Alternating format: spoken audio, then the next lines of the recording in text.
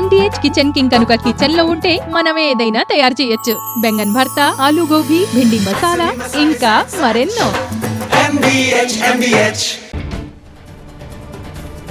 ఇవాళ యాదాద్రి భువనగిరి జిల్లాలో పర్యటించనున్నారు సీఎం రేవంత్ రెడ్డి. గంధమల జలాశయానికి శంకుస్థాపన చేయనున్నారు. తుర్కపల్లి మండలం తిరుమలాపూర్లో నిర్వహించే బహిరంగ సభలో పాల్గొని ప్రసంగించనున్నారు ముఖ్యమంత్రి. ఉద్యోగులకు 2 డిఏలు చెల్లించాలని తెలంగాణ కేబినెట్ నిర్ణయించింది. ప్రస్తుతం 1 డిఏ 6 నెలల తర్వాత మరో డిఏ చెల్లిస్తామని భట్టి విక్రమార్క చెప్పారు. ఉద్యోగుల ఆరోగ్య బీమాకు సంబంధించి ట్రస్ట్ ఏర్పాటు చేస్తా ఉన్నారు. బీమాకు ఉద్యోగులు ప్రతి నెల 500 చెల్లిస్తే ప్రభుత్వం కూడా కొంత చెల్లిస్తుంది అన్నారు. ఉద్యోగులు ప్రభుత్వం చెల్లించే డబ్బులను ట్రస్ట్లో జమ చేస్తామని, ఏమైనా ఆరోగ్య సమస్యలు వస్తే ఆ ట్రస్ట్ ద్వారా డబ్బులు చెల్లిస్తామని చెప్పారు. హైదరాబాద్ లో 3 కార్డర్స్ లో మెట్రో విస్తరణకు కేబినెట్ ఆమోదం తెలిపింది. 19,579 కోట్లతో 86 కిలోమీటర్ల మేర కేంద్రం సహకారంతో మెట్రో విస్తరిస్తామని చెప్పింది ప్రభుత్వం. హెచ్ఏఎం విధానంలో 13,137 కిలోమీటర్ల రోడ్ల అభివృద్ధికి కేబినెట్ ఆమోదం తెలిపింది. మహిళా స్వయం సహాయక బృందాల బీమా చెల్లింపులకు 38,05,00,000 రూపాయలు కేటాయించనుంది. We at East Point Group of Institutions offer a wide range of courses that provide limitless opportunities, building skills over 2 decades. కొత్తగూడెంలోని ఎర్త్ సైన్స్ యూనివర్సిటీకి మన్మోహన్ సింగ్ పేరు పెట్టనుంది ప్రభుత్వం. సన్నబియ్యానికి బోనస్ కొనసాగించాలని నిర్ణయం తీసుకుంది. కేబినెట్ నిర్ణయాలపై ఆగ్రహం వ్యక్తం చేశారు మాజీ మంత్రి హరీష్ రావు. 5 డిఏలను పెండింగ్లో పెట్టి ఒక్కటే విడుదల చేశారని విమర్శించారు. కాంగ్రెస్ ప్రభుత్వం అధికారంలోకి వచ్చి 18 నెలలు గడుస్తోన్న పీఆర్సీ ఊసేలేదని మండిపడ్డారు. ఉద్యోగులను రేవంత్ రెడ్డి ప్రభుత్వం మోసం చేసిందన్నారు. ఇదేనా డిఏలు సకాలంలో ప్రకటించడం, బకాయిలను నేరుగా చెల్లించడం అని ట్విట్టర్లో ప్రశ్నించారు. ఉద్యోగులు పెట్టుకున్న ఆశల్ని కాంగ్రెస్ ప్రభుత్వం వమ్ము చేసిందన్నారు హరీష్ రావు. కాళేశ్వరంపై విచారణలో భాగంగా ఎంపీ ఈటెల రాజేందర్ ను ఇవాళ justice PC Ghosh commission cross examine చేయనుంది. హైదరాబాద్ కమిషన్ కార్యాలయంలో విచారణకు హాజరు కానున్నారు. కాళేశ్వరం బ్యారేజ్ల నిర్మాణం జరుగుతున్న సమయంలో ఆర్థిక శాఖ మంత్రిగా ఉన్నారు ఈటెల. కీలక కమిటీలో సభ్యుడిగా ఉన్న ఈటెలను అప్పటి ప్రభుత్వ నిర్ణయాలపై ఆరా తీయనుంది కమిషన్. ఇప్పటికే ప్రశ్నావళిని సిద్ధం చేసుకున్నట్టుగా తెలుస్తోంది. ఢిల్లీలో తెలంగాణ మాదిగ సామాజిక వర్గ నేతలు ఖర్గేతోటి అరగంట పాటు సమావేశమయ్యారు. కేసీ వేణుగోపాల్ని కలిసి కేబినెట్ విస్తరణలో 6గురిలో ఒక్కరికైనా మాదిగలకు అవకాశం ఇవ్వాలని వినతిపత్రం ఇచ్చారు. కేబినెట్లో చోటు దక్కుతుందని ఆశిస్తున్నామని చెప్పారు ఎమ్మెల్యేలు. లిక్కర్ స్కామ్ తో తనకి ఎలాంటి సంబంధం లేదన్నారు మాజీ ఎమ్మెల్యే చెవిరెడ్డి భాస్కర్ రెడ్డి. గన్మెన్ తో బలవంతంగా వాంగ్మూలం తీసుకున్నారని ఆరోపించారు. చిన్నోళ్లను ఇబ్బంది పెట్టొద్దు, దమ్ముంటే తన్నే అరెస్ట్ చేయాలన్నారు. తమది లిక్కర్ బాధిత కుటుంబం అన్నారు. లిక్కర్ అంటేనే భయపడే వ్యక్తిత్వం తనదన్నారు. సుప్రియా సూలే బృందంలో సభ్యుడిగా ఉన్న లావు శ్రీకృష్ణదేవరాయలు 4 దేశాలు పర్యటించారు. ఉగ్రవాదాన్ని పాకిస్తాన్ పెంచి పోషిస్తుందనే విషయాన్ని వివరించారు. ఆయా దేశాల నుంచి మంచి స్పందన వచ్చిందన్నారు టీడీపీ ఎంపీ. ఉగ్రవాదాన్ని పెంచి పోషిస్తోన్న పాకిస్తాన్ తీరును ఎండగట్టామన్నారు. టెర్రరిజానికి వ్యతిరేకంగా ముందుకు వెళ్లాలని సూచించామన్నారు. గుంటూరు నగరంలోని పట్టాభిపురం సీఐ గంగా వెంకటేశ్వరులకి మాజీ మంత్రి అంబటి రాంబాబు వార్నింగ్ ఇచ్చారు. సీఐ సంగతి చట్టపరంగా తేల్చుకుంటామన్నారు. తనతో గొడవపడి తనపైనే సీఐ కేసు పెట్టారని అంబటి ఆరోపించారు. డోంట్ కేర్, కేసులకు భయపడేదే లేదన్నారు.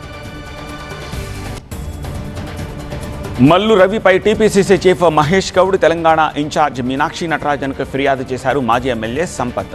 బీఆర్ఎస్ ఎమ్మెల్యే విజయుడితో కలిసి ఎంపీ మల్లు రవి తిరుగుతున్నారని ఆ ఫిర్యాదులో ప్రస్తావించారు. ఇలాంటి చర్యలతో కాంగ్రెస్ పార్టీకి నష్టం జరుగుతుందన్నారు సంపత్.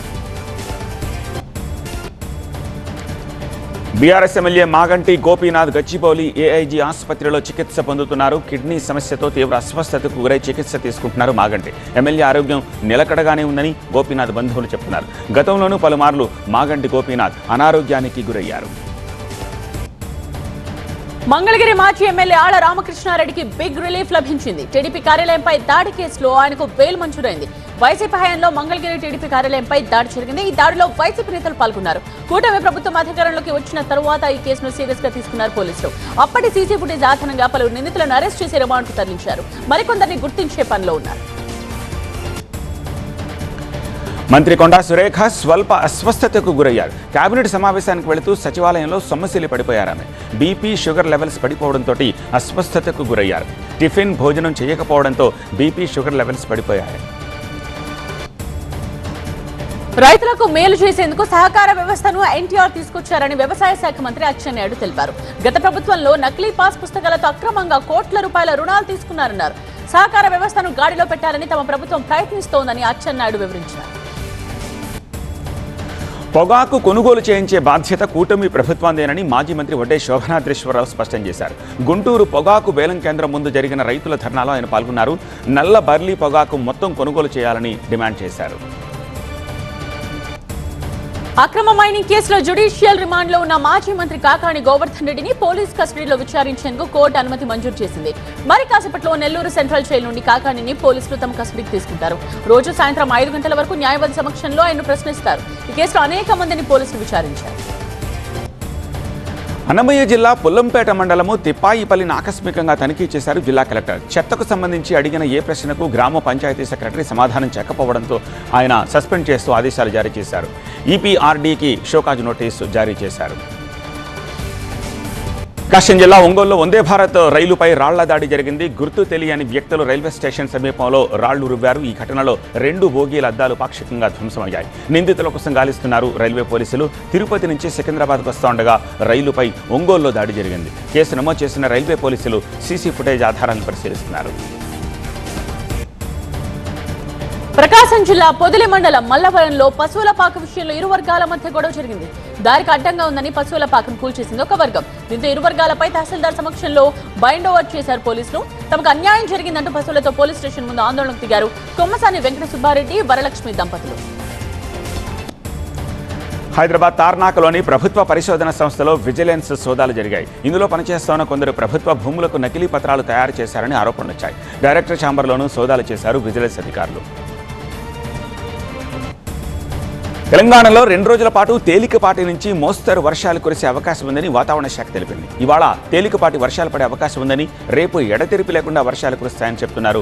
ఉమ్మడి నిజామాబాద్, మెదక్, హైదరాబాద్, రంగారెడ్డి, ఆదిలాబాద్, మహబూబ్ నగర్ జిల్లాల్లో భారీగా వర్షాలు కురిసే అవకాశం ఉంది.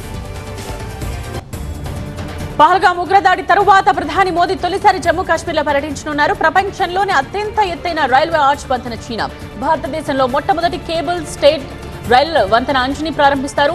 దీంతో పాటు కాట్రాలో 46,000 కోట్లకు పైగా వ్యయంతో తలపెట్టిన అనేక అభివృద్ధి ప్రాజెక్ట్స్ కు శంకుస్థాపన చేస్తారు.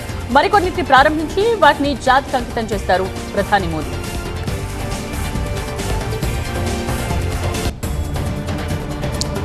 ప్రధాని మోదీ కశ్మీర్ పర్యటన ఏర్పాట్లను కేంద్ర మంత్రి జితేంద్ర సింగ్, ముఖ్యమంత్రి ఉమర్ అబ్దుల్లా పరిశీలించారు. కాట్రా రైల్వే స్టేషన్లో ప్రధాని ప్రారంభించనున్న వందే భారత్ రైలును కూడా పరిశీలించారు. ఎన్నో ఏళ్లుగా ఎదురుచూస్తోన్న కళ ఇప్పుడు సాకారం అవుతోందన్నారు ఉమర్ అబ్దుల్లా. బెంగళూరు తొక్కిసలాట ఘటనపై డీకే శివకుమార్ భావోద్వేగానికి గురయ్యారు. ప్రెస్ మీట్లో కన్నీరు పెట్టుకున్నారు. ఘటనలో 11 మంది మృతి చెందడం బాధాకరమన్నారు. ఈ ఘటనపై బీజేపీ రాజకీయం చేస్తోందని, ప్రతిపక్షాలు శవరాజకీయాలు చేయడం సరికాదన్నారు డీకే శివకుమార్. దేశవ్యాప్తంగా కరోనా డేంజర్ బెల్స్ మోగిస్తుండటంతో తెలుగు రాష్ట్రాలు అలర్ట్ అయ్యాయి. ఏపీ వ్యాప్తంగా అన్ని ప్రభుత్వ ఆసుపత్రుల్లో కోవిడ్ ప్రత్యేక వార్డులు, స్క్రీనింగ్ సెంటర్స్ ను ప్రారంభించారు. కోవిడ్ పరీక్షలను కూడా పెంచాలని వైద్య ఆరోగ్య శాఖ నుండి ఆదేశాలు వచ్చాయి. జ్వరం, దగ్గు, జలుబుతో ఎవరొచ్చినా టెస్టులు తప్పనిసరి చేస్తున్నారు. కోవిడ్ టెస్టులకు అవసరమయ్యే కిట్స్ ను అందుబాటులో ఉంచుతున్నారు. కోవిడ్ పాజిటివ్ అని తేలితే ఐసోలేషన్ వార్డ్స్ కు పంపిస్తున్నారు. రఫాయల్ యుద్ధ విమానాలకు సంబంధించిన కీలక భాగాలు తయారు చేసేందుకు టాటా అడ్వాన్స్డ్ సిస్టమ్స్ లిమిటెడ్, ఫ్రాన్స్కు చెందిన డసాల్ట్ ఏవియేషన్ మధ్య చారిత్రక ఒప్పందం కుదిరింది. హైదరాబాద్లోని టీఏఎస్ఎల్ యూనిట్లో వీటిని తయారు చేస్తారు. పంజాబ్ పర్యటనలో ఉన్న కేంద్ర వ్యవసాయ శాఖ మంత్రి శివరాజ్ సింగ్ చౌహాన్ రాజ్పురాలో రైతులతో కలిసి కాసేపు ట్రాక్టర్ నడిపారు. వరిని నేరుగా విత్తడం ద్వారా నీటి పొదుపు చేయవచ్చని రైతులకు సూచించారు. వ్యవసాయానికి సంబంధించిన ఆధునిక పద్ధతులను అనుసరించాలని రైతులను కోరారు. ప్రతి పౌరుడు గౌరవంతో జీవించేలా సమిష్టి తత్వంతో కూడిన స్వయం సమృద్ధి భారత్ను నిర్మించేందుకు ఎన్డీఏ ప్రభుత్వం కట్టుబడి ఉందన్నారు ప్రధాని మోదీ.